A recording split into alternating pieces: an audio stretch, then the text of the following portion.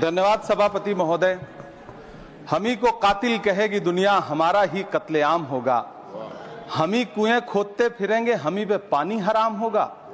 सभापति महोदय, सन 1947 में दिल्ली की जामा मस्जिद की तारीखी सीढ़ियों पर खड़े होकर के भारत रत्न मौलाना अबुल कलाम आजाद साहब ने कहा था कि मुसलमानों कहां जा रहे हो, यह है तुम्हारा मुल्क, यहां तुम्हारे आबाओ अजदाद की कब्रें हैं। उस वक्त मौलाना आजाद की ये सदाएं सुन करके लोगों ने अपने सरों की गठरियां उतार करके रख दी थी। आज उसी दिल्ली में मौजूद देश की संसद में एक बिल आया है जो हमसे उसी जामा मस्जिद की सीढ़ियों के सबूत मांगेगा, जो उन्हीं सीढ़ियों के पास अपनी कब्र में सोए हुए मौलाना आजाद को फिर से कब्र से सदा देनी पड़ेगी कि ये जो कब्र है वो मेरी कब्र है, ये किसी सरकार की जागीर नहीं है। सभापति महोदय, मैं जहां खड़ा हूं इसी संसद भवन के सामने सड़क के उस पार अपनी कब्र में सोए हुए भारत के पूर्व राष्ट्रपति फखरुद्दीन अली अहमद की कब्र है। शायद अब उस कब्र से भी सदाएं आए कि ये कब्र मेरी कब्र है, ये सरकार की जागीर नहीं है। सभापति महोदय, मैं वक्फ कानूनों में किए जा रहे संविधान विरोधी बदलावों के खिलाफ बोलने के लिए खड़ा हुआ हूं। संविधान का आर्टिकल 14 हो, 29 हो, 30 हो, चीख चीख कर कहता है कि देश में सब बराबर के हकदार हैं। आर्टिकल 26 कहता है कि सबको अपने अपने मजहबी कामों के लिए मंदिर, मस्जिद, गिरजाघर, गुरुद्वारों का निर्माण करने का हक है और उसका रखरखाव का भी हक है। लेकिन डॉक्टर बाबा साहब अंबेडकर के संविधान को हर दिन कुचलने वाली ये सरकार देश के मुसलमानों से नफरत में इतनी अंधी हो गई है कि खुलेआम देश की संसद में देश सरकार के माइनॉरिटी मिनिस्टर साहब और होम मिनिस्टर साहब झूठ बोलते हैं और देश को गुमराह करते हैं। झूठ शब्द असत्य बोलते हैं। सरकार ने इस बिल का नाम उम्मीद रखा है। मंत्री जी कल से इसे देश के मुसलमानों के लिए नई उम्मीद बता रहे हैं। नहीं मंत्री जी, न तो यह बिल मुसलमानों के लिए नई उम्मीद है और न ही उम्मीद की नई किरण। सभापति महोदय, भाजपा ने पूरे देश में वक्फ के नाम पर कई सारे झूठ फैलाए हैं। आइए आज उनकी सच्चाई पर बात करते हैं। वक्फ ट्रिब्यूनल को ऐसे बताया जाता है जैसे वक्फ ट्रिब्यूनल कोई मजहबी खाप पंचायत हो। सभापति महोदय, जबकि सच्चाई यह है कि वक्फ ट्रिब्यूनल भी तो सरकारी न्यायिक विभाग है जिसमें सरकार द्वारा नियुक्त जज होते हैं, जिसमें प्रशासनिक अधिकारी होते हैं, कहीं ऊपर से थोड़ी आ गए। सभापति महोदय, देश के गृह मंत्री जी ने इसी सदन में कहा कि वक्फ ट्रिब्यूनल के फैसले के खिलाफ कोई कोर्ट नहीं जा सकता, जबकि सच यह है कि वक्फ एक्ट 1995 की धारा 83(9) के तहत हाई कोर्ट वक्फ ट्रिब्यूनल के फैसले की न सिर्फ समीक्षा कर सकता है बल्कि उसे बदल भी सकता है। सच तो यह है कि वक्फ बोर्ड खुद अपनी जमीनों के लिए कई सारी कोर्ट में मुकदमे लड़ रहा है। सभापति महोदय, दिल्ली की जिन 123 संपत्तियों को लेकर कल माइनॉरिटी मिनिस्टर, होम मिनिस्टर साहब और अभी आदरणीय नेता सदन बात कर रहे थे, आइए उनकी सच्चाइयों पे भी बात करते हैं। 1911 में जब अंग्रेजी हुकूमत ने कोलकाता के बजाय दिल्ली को राजधानी बनाने का फैसला किया तो रायसीना हिल्स के चारों तरफ जो मुसलमानों की ढेर सारी जमीनें थी उनको एक्वायर किया गया और लुटियन को इसकी तामीर की जिम्मेदारी सौंपी गई। सेंट्रल विस्टा की तरह लुटियन जोन का मेगा प्लान तैयार हुआ, लेकिन उस वक्त के मुसलमानों ने उस वक्त की अंग्रेजी हुकूमत से अपनी इबादत गाहों को बचाने के लिए लड़ाई लड़ी। मामला ब्रिटिश गवर्नमेंट तक पहुंचा। तब यह तय हुआ कि वो जो धार्मिक स्थल हैं उन्हें जस का तस रहने दिया जाएगा। इंडिया गेट के बगल वाली मस्जिद हो, जाब्तागंज, सुनहरी बाग मस्जिद हो, पार्लियामेंट रोड वाली मस्जिद हो, ऐसी 123 संपत्तियों के मैनेजमेंट के लिए 1913 में मुसलमान वक्फ वैलिडेशन एक्ट बना और उसके बाद एक नया शहर बसाया गया जिसे लुटियंस जोन का नाम दिया गया। फिर 1943-45 के बीच एक और समझौता हुआ आजादी से पहले उसके तहत काफी सारी वक्फ जायदादों को सुन्नी मजलिस औकाफ बनाकर उसके अंडर किया गया ताकि उसकी देखरेख की जा सके। गृह मंत्री जी 2 दिन से सदन में जो बात कह रहे हैं वो दरअसल 123 संपत्तियां उसी सुन्नी मजलिस औकाफ के तहत आती है। सभापति महोदय, आजाद भारत आजाद हुआ। आजादी के बाद भारत में 1954 में वक्फ एक्ट लागू हुआ, जिसकी धारा 9 के तहत 1964 में केंद्रीय वक्फ काउंसिल का गठन हुआ। दिल्ली की वही 123 प्रॉपर्टीज को 1970 में सर्वे गजट करके गजट नोटिफाई किया गया। इसके निपटारे के लिए पूर्व प्रधानमंत्री इंदिरा जी के द्वारा 1974 में एक बर्नी कमेटी बनाई गई।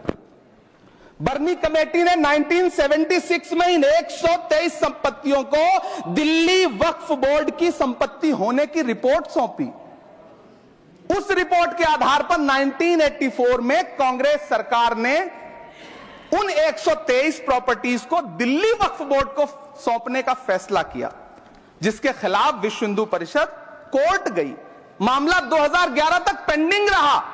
फिर 2011 में कोर्ट ने सरकार को आदेशित किया कि इसका निपटारा करो। तब 2013 में तत्कालीन यूपीए सरकार ने दिल्ली की उन्हीं 123 जायदादों को बर्नी कमेटी की सिफारिशों के मुताबिक वक्फ बोर्ड के हवाले किया। यही वो प्रॉपर्टीज हैं जिनके नाम से गृह मंत्री जी कल से कांग्रेस को कोस रहे हैं। फिर आई 2014 में भाजपा की सरकार, जो तब से इन जमीनों को हड़पने की साजिश कर रही है। जिस बिल को मुसलमानों के हुकूक की हिफाजत करने वाला बिल बताया जा रहा है, उसी को पेश करने के लिए और उस पर बात करने के लिए लोकसभा में भाजपा सरकार के पास एक भी मुस्लिम सांसद नहीं है। जिस वक्त, मैं लोकसभा कह रहा हूं, सुना करिए, जिस वक्फ बिल को मुस्लिम महिलाओं को हक दिलाने वाला बताया जा रहा है, उसे संसद में पेश करने वाली पार्टी के पास न तो राज्यसभा में, न लोकसभा में, न देश की किसी विधानसभा में एक भी मुस्लिम महिला सदस्य नहीं। कल किरण रिजिजू जी कह रहे थे कि रेलवे की जमीनें देश की जमीनें हैं, डिफेंस की जमीनें देश की जमीनें हैं। हां मंत्री जी, हैं, बिल्कुल हैं। ये जो वक्फ की जमीनें हैं, ये हमारे पुरखों ने धार्मिक कामों के लिए डोनेट किया है। तो हम भी तो इसी देश के नागरिक हैं, हम भी तो इसी देश के बेटे हैं। तो वक्फ की जमीनें भी तो इसी देश की जमीनें हैं, उनको पराया क्यों बोलते हैं आप? सभापति महोदय, अशफाकुल्लाह खान जब फैजाबाद की जेल में फांसी के फंदे पर झूल रहे थे तो इसी देश की जमीन के लिए झूल रहे थे ना। सभापति महोदय, अंडमान की जेल में काला पानी की सजा काटकर अपनी जान देने वाले मौलाना फजले हक खैराबादी हो या शेर खान अफरीदी हो, वो भी तो इसी जमीन के लिए अपनी जान दे रहे थे ना। सभापति महोदय, पाकिस्तान के खिलाफ लड़ते हुए अपनी जान देने वाले महावीर चक्र विजेता ब्रिगेडियर उस्मान हो या पाकिस्तान के पैटर्न टैंक उड़ाने वाला परमवीर चक्र विजेता वीर अब्दुल हमीद हो, वो भी तो इसी जमीन के लिए अपनी जान दे रहा था ना। और मंत्री जी, मैं इस सदन में अलग ऐलान ये कहता हूं कि जब भी इस देश की जमीन को लहू की जरूरत होगी, आपसे 2 कदम आगे इमरान खड़ा मिलेगा, ये मैं आपसे यकीन दिलाते हुए कह रहा हूं। सभापति महोदय, मैं सरकार से कहना चाहता हूं, हमसे हमारी इबादत गाहें तो मत छीनिए ना, हमारे घरों पे बुलडोजर तो मत चलाइए ना, हमारी कब्रों में तो हमें सुकून से सोने दीजिए ना। सभापति महोदय, माइनॉरिटी मिनिस्ट्री का बजट कट करके, मुस्लिम बच्चों की स्कॉलरशिप बंद करके अब सरकार कह रही है कि हम वक्फ की आमदनी से गरीब मुसलमानों का भला करेंगे। गुजरात की बेटी बिल्किस के बलात्कारियों की रिहाई के बाद उन्हें माला पहनाने वाली लोगों के नेता ये कह रहे हैं कि यह बिल मुस्लिम महिलाओं को उनका हक दिलाएगा। धन्यवाद मोदी जी, क्या बढ़िया सौगातें मोदी दे रहे हैं आप। पहले हमें गुजराते मोदी दिया, आप सौगाते मोदी दे रहे हैं। लेकिन यह सरकार इतना याद रखे कि इसी ठसक के साथ देश की संसद में सीए का कानून भी लाया गया था और कहा गया था बड़े बड़े भाषण देकर के कि पड़ोसी देशों से हिंदू भाइयों को ला करके यहां नागरिकता दी जाएगी। लेकिन मैं आपके संज्ञान में लाता हूं सर कि पिछले इतने दिनों में इनसे नागरिकता लेने के लिए 2000 व्यक्ति भी नहीं आए, जबकि इसके उलट इन्हीं की सरकार में पिछले 10 साल में 15 लाख से ज्यादा भारतीयों ने भारत की नागरिकता छोड़ करके दूसरे देश में जाकर के बस गए। यह हुआ उस कानून का अंजाम। सभापति महोदय, इसी तरह की जिद के साथ किसानों के खिलाफ भी कानून लाए गए थे। जिस तरह आज वक्फ के फायदे गिनाए जा रहे हैं, उसी तरह से किसानों को भी कृषि कानूनों के फायदे गिनाए गए थे। लेकिन अंजाम क्या हुआ? 700 किसानों की शहादत लेने के बाद सरकार को अन्नदाता किसानों के सामने घुटने टेकने पड़े और कृषि कानून वापस लेने पड़े। जिल्ले इलाही, जमहूरियत जो है वो नफरत और ठसक से नहीं चलती है, अकड़ से नहीं चलती है। उसमें सबकी हिस्सेदारी जरूरी है। कल देश के माइनॉरिटी मिनिस्टर ने लोकसभा में खड़े होकर एक शेर सुनाया था कि मुझसे कोई बदगुमान न हो, तो मैं उन्हें एक शेर सुनाना चाहता हूं कि मैं आज जद पे हूं तो इतना खुशगुमान न हो, मैं आज जद पे हूं तो इतना खुशगुमान न हो, चराग सबके बुझेंगे हवा किसी की नहीं। नीतीश कुमार जी हो, चंद्रबाबू नायडू जी हो, चिराग पासवान जी हो, जयंत चौधरी जी हो, देवे गौड़ा जी हो, जीतन राम मांझी जी हो, सबको समझना पड़ेगा कि जब जंगल में आग लगती है तो न वो बरगद बचते हैं जो हवा को आंधी में तब्दील करते हैं, न वो बांस बचते हैं जो आपसी रगड़ से चिंगारी पैदा करते हैं। सभापति महोदय, जब देश को मनमोहन सिंह साहब जैसा काबिल प्रधानमंत्री मिलता है तो देश को आरटीआई जैसा एक्ट मिलता है, सेज जैसा एक्ट मिलता है, मनरेगा जैसा एक्ट मिलता है, लिबरलाइजेशन मिलता है, राइट टू एजुकेशन मिलता है, नेशनल फूड सिक्योरिटी एक्ट मिलता है। लेकिन जब देश को सौगातें मोदी मिलती है तो क्या मिलता है? सीए मिलता है, फॉर्म्स लॉ मिलता है, आर्टिकल 370 मिलता है, इलेक्टोरल बॉन्ड जैसा एक्ट मिलता है और वक्फ अमेंडमेंट एक्ट जैसे बिल देश को मिलते हैं।